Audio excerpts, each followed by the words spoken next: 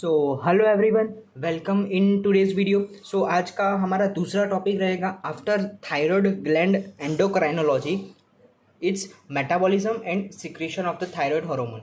ये हमारा दूसरा टॉपिक है आफ्टर थायराइड ग्लैंड के बारे में हमने पढ़ा है। अब थायराइड ग्लैंड से थायराइड हार्मोन्स बन तो गए, बट उसका अगर एक्सेस हो गया है, मतलब इन केस ऑफ हाइपर थायरॉइडिज्म बोलो या फिर उसका बेसिकली उसका मेटाबॉलिज्म क्या होगा अगर एक बार सीक्रेट हो गए तो what is the fate of the thyroid hormone T3 and T4। So let's start without wasting the time. So first of all, जो भी हमने ऑलरेडी पता है, हमको पढ़ा हुआ है कि जो T3 एंड T4 है उसमें से सबसे ज़्यादा सिक्रेशन ऑल्दो T4 का होता है in the plasma, but we know the most active form of a thyroid hormone is a T3। इसलिए मैंने आपको पहले भी बताया था कि जो T4 है it is converted into the T3 at a level of tissue. इसे कहते हैं पेरिफेरल कन्वर्जन, ठीक है ना। ऐसा क्यों होता है? बिकॉज जो टिश्यूज होते हैं ना, उसमें जो हार्मोन रिसेप्टर कॉम्प्लेक्स होता है, they are more affinity, they have a more affinity for a T3 rather than the T4। ठीक है, तो देखो क्या लिखा है। Before reaching the tissue, most of the T4 is converted into the T3 by deiodinase enzyme, that is a deiodinase D1 and D2 enzyme. ठीक है, this is known as a peripheral conversion because intracellular thyroid hormone receptors have higher affinity for the T3 than the T4 hormone। तो ये समझ आ गया ये छोटा सा पार्ट। अब देखो गाइटन में एक छोटा सा पैराग्राफ दिया है, उसमें लिखा है कि जो डीआयोडीनेस D3 एंजाइम है ना, it is present in the liver, skeletal muscle and CNS। अब देखो होता क्या है, मान लो what is the fate of a thyroid hormone. तो अगर थायराइड हार्मोन का सिक्रीशन थोड़ा कम करना है हमको, इन केस अगर ज़्यादा सिक्रीशन हो गया है, तो what is the mechanism to stop it. So basically जो डीआयोडीनेस D3 हार्मोन है, सॉरी एंजाइम है, it will prevent the formation of the T4 to T3, मतलब T3 बनने नहीं देगा। इट विल prevent the conversion of a T4 into the T3 via the enzyme deiodinase D3। तो देखो क्या लिखा है, deiodinase D3 is present in the liver, skeletal muscle and central nervous system CNS which inactivates T3 formation from the T4। तो इतना समझ आ गया। अब देखो ये जो हॉर्मोन्स रिलीज हुआ है T3 T4, तो उसका व्हाट इज अ फेट, मतलब अल्टीमेटली उसका मेटाबोलाइज कहाँ होता है, what is the metabolism of a thyroid hormones. तो जैसे ही हमने इनएक्टिवेट कर दिया T4 को, फॉलोइंग द एक्टिवेशन जो ये T3 एंड T4 है ना, they are conjugated with the glucuronides. Glucuronides basically are the substances जो अल्टीमेटली बॉडी के बाहर निकाले जाते हैं। This are the toxic substance. So T3 and T4 they are conjugated with the sulfates to form T4SO4 and T3SO4। Now this T3SO4 and T4SO4 are conjugated with the glucouronides to form the glucouronidated T3 and T4, and this is ultimately drained directly into the bile and out of the body। ठीक है, so this was a excretion बोलो या फिर metabolism of a thyroid hormone. ठीक है, अब बात करते हैं what is a physiological function of a thyroid hormone. This is a important, अलग से शॉर्ट नोट पूछी जाती है। सो बहुत सारे फंक्शन है, 11 to 14 फंक्शंस रहेंगे थायराइड हार्मोन के। ठीक है, सो क्वाइट ईजी रहेगा, कुछ में हमको डायरेक्टली याद करना है कि उसके कौन से फंक्शन है, और कुछ में थोड़ा कंसेप्ट भी रहेगा। So first of function is a genomic effect. What is a function, मतलब थायराइड हार्मोन का जीन्स पे क्या फर्क पड़ता है, इम्पैक्ट पड़ता है। So increase thyroid hormone secretion increase the transcription of large amount of a genes. ठीक है ना, simply is a fact genomic effect. अब बात करते हैं नॉन जीनोमिक इफेक्ट, मतलब rather other than जीन्स दूसरे क्या फंक्शंस होते हैं। सो नॉन जीनोमिक इफेक्ट्स की बात करूं, so it includes the ion channel regulation, oxidative phosphorylation regulation, activation of intracellular secondary messengers like cyclic AMP। So such non-genomic effects are independent on their effect on gene transcription, which includes these three। So this is quite easy, याद ही रखना है, इसमें और कुछ है नहीं concept, but yes यहाँ से देखो sorry thyroid hormone increases the cellular metabolic activity. Basically thyroid hormone increases the BMR of the body, ठीक है ना. इट इंक्रीजेस सेल फंक्शंस को बढ़ा देता है. अब सेल फंक्शन को बढ़ाएगा, इसका मतलब क्या होगा, ऑक्सीजन ज़्यादा चाहिए होगा सेल को. इसकी वजह से क्या होगा, थायराइड हार्मोन का रेस्पिरेटरी सिस्टम पे भी इफेक्ट्स हम देखेंगे, कार्डियोवैस्कुलर सिस्टम पे भी इफेक्ट्स होगा कुछ ना कुछ, तो वो आगे में अभी पढ़ते हैं. तो देखो it increases basically the BMR of body. तो देखो क्या लिखा है, thyroid hormone increases the metabolic activity of almost all tissues of the body by about 60 to 100% से बढ़ा देता है थायराइड हार्मोन, ठीक है ना. ऑल्सो तो थायराइड हार्मोन का प्रिंसिपल फंक्शन क्या होता है, उसका मेन प्रिंसिपल फंक्शन होता है कि माइटोकॉन्ड्रिया की activity and number of mitochondria बढ़ा देना.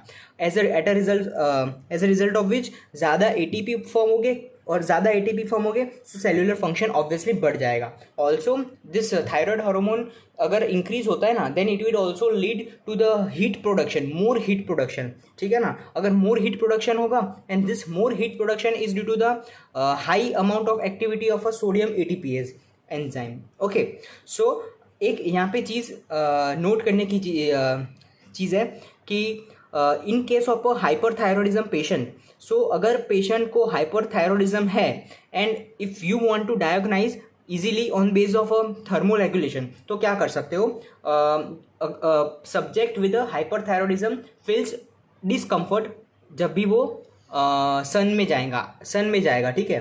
तो सन में जाएगा या फिर बहुत हाई टेम्परेचर को वो अपना कैपेबल नहीं, मतलब नहीं सहन कर पाएगा. सिमिलरली अगर हाइपोथायरॉयडिज्म का पेशेंट है, it will be not susceptible to cold, मतलब वो ठंड को सहन नहीं कर पाएगा. तो ये दो चीज़ इंपॉर्टेंट है. मतलब क्या हो गया, जो patient with hyperthyroidism he will feel discomfort in case outside, मतलब sun, in presence of sun, whereas the person with the hypothyroidism will feel discomfort in a cold environment. Okay, so ये थोड़ा सा डायग्नोसिस से related हो गया.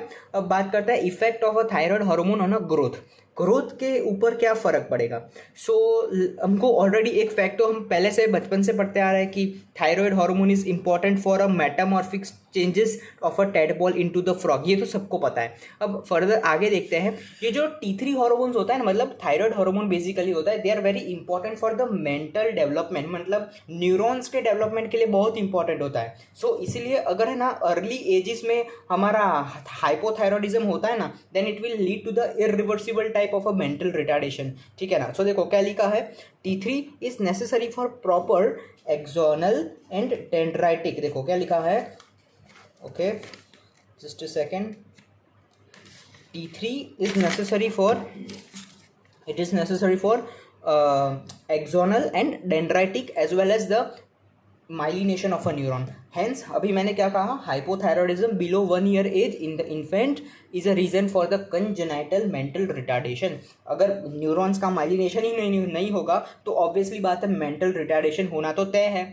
अब बात करते हैं thyroid hormone also affect the growth hormone secretion indirectly bye increases the protein synthesis and hence the enzyme. Obviously बात है, इसका थायराइड हार्मोन का ग्रोथ हार्मोन पे भी इनडायरेक्ट इफेक्ट होता है. अब क्या इफेक्ट होता है, अगर हाइपरथायरॉयडिज्म बढ़ता है तो it will lead to the indirect effect. उसकी वजह से क्या होगा, ग्रोथ हार्मोन ज़्यादा सीक्रेट होगा, तो ग्रोथ हार्मोन ज़्यादा इंक्रीज होगा. तो अगर हाइपरथायरॉयडिज्म हुआ है इन अ स्मॉल चिल्ड्रंस, मतलब बिलो 1 year एज बोलो या 1 to 5 year एज में अगर हाइपरथायरॉयडिज्म हुआ है, as a result of which क्या होगा, more amount of growth hormone secrete होगा, more amount of growth hormone secrete होगा. तो जो एपिफिजियल प्लेट्स है वो जल्दी फ्यूज हो जाएगी बिफोर मैच्योरिटी. अगर जल्दी फ्यूज हो जाएगी, as a result of which क्या होगा, जो इन्फेंट्स हो गए ना वो शॉर्ट हाइटेड रह जाएंगे. तो देखो क्या लिखा है, hyperthyroidism in the early age causes more rapid bone mature and early closure of a epiphyseal plate causing the short stature. So ये समझ में आ गया छोटा सा कंसेप्ट. अब बात करते हैं फिफ्थ, थायराइड का फंक्शन क्या होता है, वो मतलब इफेक्ट क्या होता है मेटाबॉलिज्म पे, बॉडी की मेटाबॉलिज्म पे क्या इफेक्ट होता है. तो first of all thyroid stimulates the carb metabolism. तो कार्बोहाइड्रेट के रिलेटेड जितने भी मेटाबॉलिज्म है, लाइक ग्लाइकोलाइसिस, ग्लाइकोनियोजेनेसिस एक्सेट्रा, जितने भी है वो सबको एनहांस कर देता है, मतलब इंक्रीज कर देता है थायराइड हार्मोन। देखो क्या लिखा है अब, it stimulate all aspects of the carbohydrate metabolism, enhancing the glucose uptake, glycolysis, gluconeogenesis, increased insulin secretion। अब देखो यहाँ पे ध्यान से समझो, हमको पता है थायराइड हार्मोन बीएमआर एक्टिविटी को बढ़ा देता है, मतलब इनडायरेक्टली क्या हो गया, डायरेक्टली क्या हो गया, सेल का फंक्शन बढ़ा देता है। सेल का फंक्शन बढ़ा मतलब ग्लूकोज इंटेक ज़्यादा करना पड़ेगा, हेंस क्या लिखा है, एनहांस द ग्लूकोज अपटेक, ये पता चला। ग्लूकोज अपटेक कैसे बढ़ाएगा, वाया ग्लाइकोलिसिस।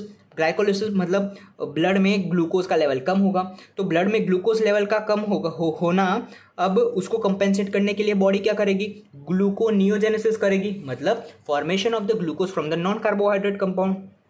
अब ग्लूकोज बनेगा, अब ग्लूकोज बन रहा है, इसका मतलब क्या, ब्लड में ग्लूकोज का लेवल भी बढ़ेगा, तो इसके लिए इंसुलिन भी बढ़ेगा।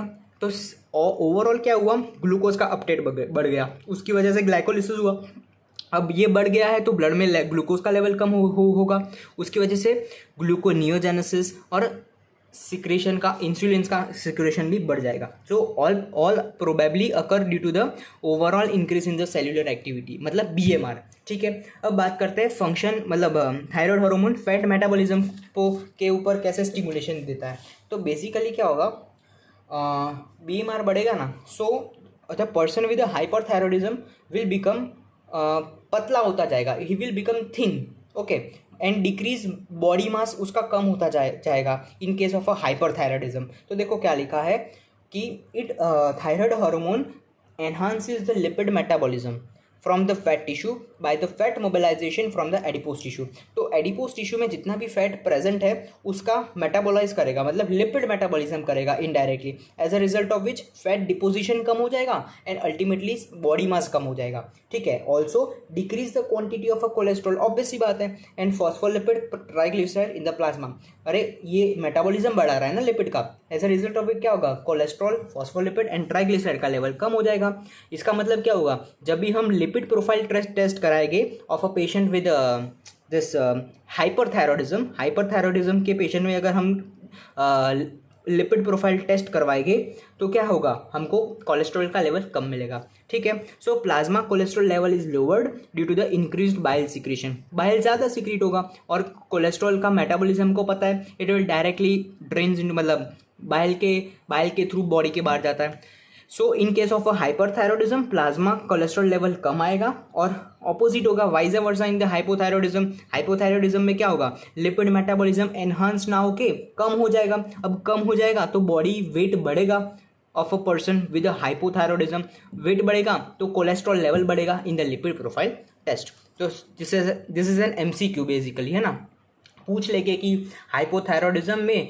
There is a decrease fat mass या इंक्रीज फैट, या फिर पूछते हैं कि कोलेस्ट्रॉल ज़्यादा होगा या कम होगा, ऐसे क्वेश्चन आएंगे। ठीक है, एमसीक्यू में। अब बात करते हैं effect of plasma and liver fat. यहाँ पे भी सेम कंसेप्ट है, हमको पता है कि thyroid hormone enhances the free fatty acid in plasma. अब ये थायराइड हार्मोन बढ़ा देगा, as a result of which in case of decrease thyroid hormone cholesterol, phospholipid, triglyceride का लेवल बढ़ जाएगा।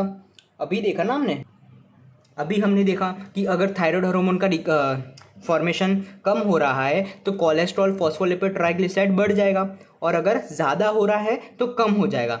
ये पूरा इंपॉर्टेंट है, याद रखना ठीक से। इसकी वजह से क्या होगा, लीवर में फैट जमा होता जाएगा and it will lead to the fatty liver due to the fat deposition, obvious सी बात है, दोनों ही सेम सिमिलर है। अब बात करते हैं, देखो ये समझने की चीज़ है। अब देखो हमने अभी क्या पढ़ा, इट स्टिमुलेट्स, मतलब thyroid hormone stimulates the carbohydrate metabolism. उसमें क्या आ रहा था, ग्लाइकोलिसिस, ग्लाइकोनियोजेनेसिस, फिर बहुत सारी साइकिल्स एक्टिवेट हो रही थी। अब इस साइकिल्स में different types of the enzymes use होते हैं।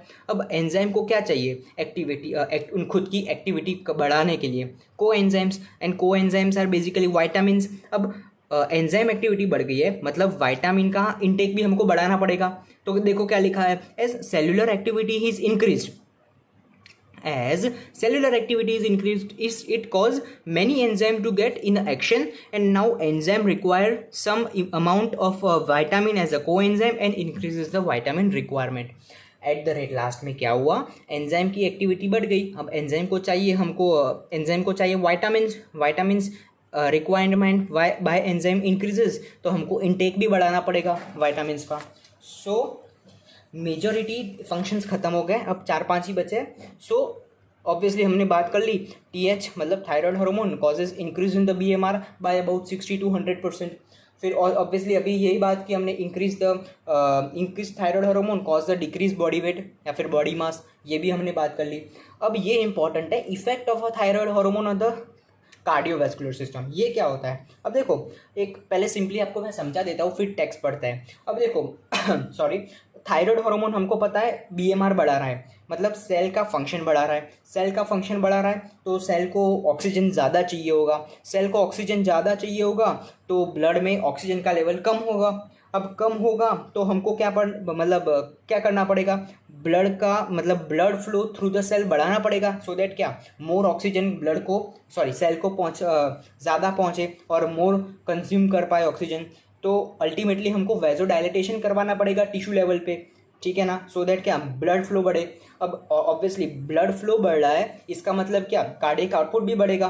तो देखो क्या लिखा है फर्स्ट पॉइंट में, it increases the cardiac output and blood flow. कैसे, increased cellular metabolism cause increase need of the oxygen to the cell, cause increased blood flow via vasodilatation. ये समझ आ गया. Now due to increased blood flow it increases the cardiac output about 60%. Normal से भी 60% cardiac output बढ़ा देता है. तो सिंपल है, ये बहुत ही सिंपल है, समझ में आ गया. अब देखो कार्डियक आउटपुट बढ़ा है, इसका मतलब क्या, हार्ट रेट भी बढ़ेगा, मतलब टैकीकार्डिया की कंडीशन भी होएगी. अब देखो हार्ट स्ट्रेंथ, अब देखो टैकीकार्डिया हो रहा है मतलब जोर से, मतलब स्ट्रोक वॉल्यूम हमको बढ़ाना पड़ेगा. क्यों स्ट्रोक वॉल्यूम बढ़ाना पड़ेगा, क्योंकि ईच एक बीट में हमको ज़्यादा ब्लड वॉल्यूम सेल तक पहुंचाना है. इसलिए क्या हार्ट और स्ट्रेंथ से पंप करेगा. तो देखो it increases also heart strength. क्यों हार्ट स्ट्रेंथ बढ़ रही है, due to the moderate increase in the thyroid hormone. Myocardial calcium, जो मायोकार्डियल सेल्स होते हैं हार्ट के, it increases their calcium uptake resulting in the forceful heart musculature का contraction. ठीक है, तो what will be the effect on the blood pressure. Most important effect on the blood pressure, याद रखना MCQ में आता है और कंसेप्ट भी है यहाँ पे. इन case of a increased thyroid hormone secretion, systolic blood pressure बढ़ेगा, डायस्टोलिक ब्लड प्रेशर कम होगा and mean arterial pressure normal रहेगा. अब आप अपने आप सोचो ये कैसे हो रहा है, पॉज द वीडियो एंड सोचो ये कैसे होगा. मोस्ट इंपॉर्टेंट है, याद रखना पड़ेगा आपको, ये कंसेप्ट है. सो बेसिकली क्या होगा, सिस्टोलिक ब्लड प्रेशर हमको पता है ये किससे अफेक्ट होता है, कार्डियक आउटपुट से. और डायस्टोलिक ब्लड प्रेशर किससे अफेक्ट होता है, पेरिफेरल रेजिस्टेंस से. अब सिस्टोलिक ब्लड प्रेशर क्यों बढ़ रहा है, because of a increased cardiac output. तो हमको पता है अगर कार्डियक आउटपुट बढ़ेगा तो ऑब्वियसली बात है सिस्टोलिक ब्लड प्रेशर बढ़ेगा. एंड अगर अब यहाँ पे डायस्टोलिक ब्लड प्रेशर कम क्यों हो रहा है, अब हमको ये पता है कि डायस्टोलिक ब्लड प्रेशर है ना पेरिफेरल रेजिस्टेंस पे डिपेंड करता है. तो अगर पेरिफेरल रेजिस्टेंस कम होता है, इन्वर्स रिलेशन है हमको ऑलरेडी पता है. तो अगर पेरिफेरल रेजिस्टेंस कम होगा तो डायस्टोलिक ब्लड प्रेशर कम होगा. समझ रहे हैं, मतलब पेरिफेरल रेजिस्टेंस यहाँ पे कम क्यों हो रहा है, बिकॉज ऑफ अ वैसोडाइलेटेशन. हमने पॉइजलीज लॉ पढ़ा है, तो according to Poiseuille's law resistance is inversely proportional to the radius to the power 4. तो यहाँ पे वैसोडाइलेटेशन हो रहा है, रेडियस बढ़ रही है, इसका मतलब क्या रेजिस्टेंस कम हो रहा है, तो डायस्टोलिक ब्लड प्रेशर कम हो रहा है. So DBP decreases due to the decreased peripheral resistance due to the dilatation, but mean arterial pressure always remain normal. ये याद रखना, mean arterial pressure normal रहता है, but SBP and DBP कम होता है, SBP बढ़ता है. ये मोस्ट इंपॉर्टेंट MCQ क्वेश्चन है, ठीक है ना.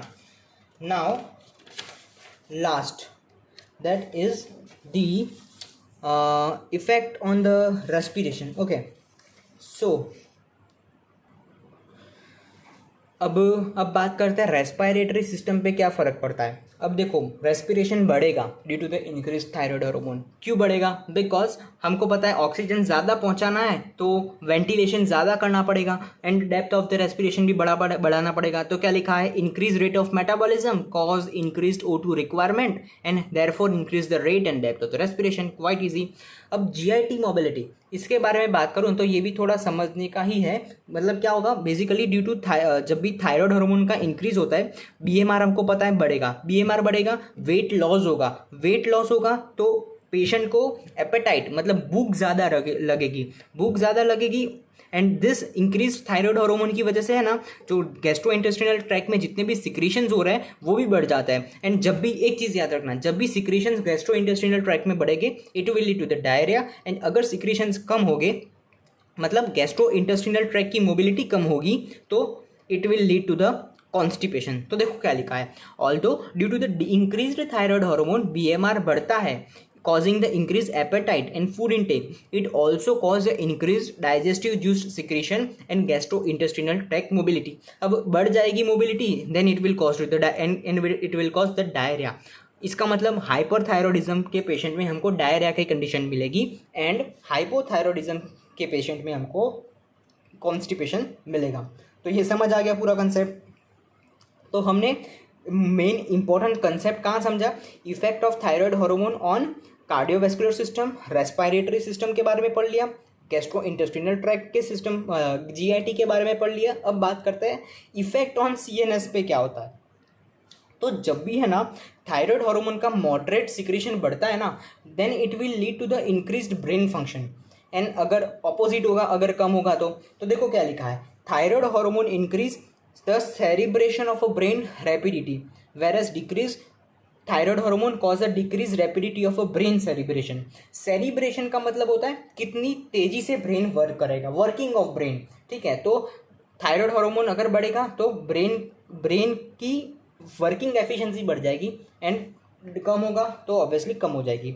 इसका मतलब क्या हो गया? मतलब क्या होगा कि अगर हाइपरथायरॉयडिज्म के पेशेंट्स में हमको एंजाइटी, वरी ऐसे अगर सिम्टम्स भी मिलते हैं, मतलब एंजाइटी और वरी होता है ना तो भी हाइपरथायरॉयडिज्म मतलब इंक्रीज्ड थायराइड हार्मोन होने का चांस रहता है। अब बात करते हैं effect on the muscle function. Basically muscle function पे क्या इफेक्ट है? दैट इज़ अभी हमने देखा CNS में कि मस्कुलेचर ऑफ अ हार्ट मतलब फोर्स कॉन्ट्रैक्शन हो रहा था, मतलब contraction of a musculature of heart increases, अभी हमने देखा था। तो सिमिलरली यहाँ पे ही है, ये जो थायराइड हार्मोन इंक्रीज होता है ना, it cause the muscle to contract with the vigour. तो slight thyroid hormone secretion cause a muscle to contract with the vigour, मतलब और जोर से कॉन्ट्रैक्ट होगा। बट हाइपरथायरॉयडिज्म हुआ है then it will cause the muscle weakness due to the excessive protein catabolism. So ये जो कॉन्सेप्ट है ना हाइपरथायरॉयडिज्म में, मसल वीकनेस क्यों हो जाती है फॉर अ लॉन्ग टाइम अगर हाइपोथायरॉयडिज्म रहता है, तो ये जो कॉन्सेप्ट है ये पूरा बायोकेमिस्ट्री में भी आएगा। सो वहाँ हम पढ़ेंगे इन अ प्रोटीन मेटाबॉलिज्म में, ठीक है। अब बात करते हैं 13th पॉइंट, मसल ट्रेमर। देखो ट्रेमर का मतलब होता है इनवॉलेंट्री मूवमेंट, ठीक है ना। मतलब सब्जेक्ट है ना ऐसे रेस्ट कंडीशन में अगर बैठा है ना तो भी उसके हैंड्स ऐसे मूव करते रहेंगे या फिर लेग ऐसे मूव करते रहेंगे। Let's say in case of Parkinson disease जैसा होता है, मतलब हैंड्स ऐसे वाइब्रेट या शेक करते रहेंगे। तो देखो क्या लिखा है, characteristics of the hyperthyroidism is a muscle tremor. और मसल ट्रेमर का मतलब involuntary muscle movements like shaking. Muscle tremor क्यों होता है? अब देखो जो मसल का टोन होता है ना हमारा, मतलब टोन मतलब खिंचावट, रेस्टिंग कंडीशन में muscles are in somewhat contracted state. Now this contracted state या फिर बोलो muscle tone is regulated by the synapsis are present in the spinal cord. तो यहाँ पे ही है ना इन केस ऑफ हाइपरथायरॉयडिज्म इस साइनेप्स की एक्टिविटी बढ़ जाती है। इसकी वजह से क्या होगा, मसल शेक करते रहेंगे। तो देखो क्या लिखा है, this muscle tremor occur due to the increased reactivity of a neuronal synapses in the area of a spinal cord which control the muscle tone। समझा दिया मैंने आपको। अब बात करते हैं what is the effect on sleep. So the person with hyper thyroidism है ना, जिसको भी हाइपर थायरॉइडिज्म होगा ना, he will be having a less amount of sleep. And similarly उल्टा होगा पूरा हाइपोथायरॉइडिज्म के केस में. हाइपोथायरॉइडिज्म में के केस में पर्सन बहुत ज़्यादा देर तक सोएगा. तो देखो क्या लिखा है, extreme somnolence is characteristic feature of a hypothyroidism where the sleep sometime becomes 14 to 16 hour per day. अब देखो सोमनोलेंस मतलब डिजायर टू स्लीप, ठीक है ना, ड्राउजीनेस. सो यहाँ पे स्लीप पे क्या इफेक्ट पड़ता है, सिंपली आपको याद रखना है. तो क्या करोगे, हाइपरथायरॉइडिज्म के केस में स्लीप कम हो जाती है, स्लीप साइकिल कम हो जाती है, एंड स्लीपिंग टाइम कम हो जाता है. एंड हाइपोथायरॉइडिज्म के केस में स्लीप बढ़ जाती है. सिंपल आपको इतना याद रखना है. अब बात करते हैं सेक्सुअल फंक्शन पे क्या इफेक्ट होता है. सो जब भी हाइपरथायरॉइडिज्म होता है ना, सॉरी हाइपोथायरॉइडिज्म के केस में, in case of a man, hypothyroidism cause the loss of a libido and impotence. अब देखो what do you mean by libido. Libido means sexual desire and impotence means unable to erect the penis. So in case of a hypothyroidism, these two features are seen, libido and impotence in men. Whereas women में क्या होगा, hypothyroidism के case में menorrhagia and polymenorrhoea and amenorrhoea भी होगा. मतलब menorrhagia मतलब excessive blood loss during menstruation, and polymenorrhoea मतलब मल्टीपल टाइम्स ऑफ मेंस्ट्रुएशन आएगा, मल्टीपल टाइम्स मेंस्ट्रुएशन आएगा विद इन डेज, ठीक है ना. एंड एमेनोरिया मतलब या फिर एब्सेंस ऑफ पीरियड्स, ठीक है ना, menstruation in case of a hypothyroidism. Also अगर वुमेन को हाइपरथायरॉइडिज्म हुआ है, देन सम केसेस में हमको ओलिगोमेनोरिया भी दिखा हुआ है, मतलब मिलता है in case of a hyperthyroidism in females. Oligomenorrhoea मतलब reduced bleeding during the periods. So this was the complete effect of thyroid hormone on different system. इसकी समरी, वेरी शॉर्ट समरी मैं आपको स्क्रीन पे दिखा दूंगा, और you can see it directly from the PDF notes upload in the Telegram channel, link in the description box. So ये पूरी notes आप याद करना, इंपॉर्टेंट है, एक बार फिर से समझ लेना, ठीक है. सो मिलते हैं अगले वीडियो में, बाय बाय.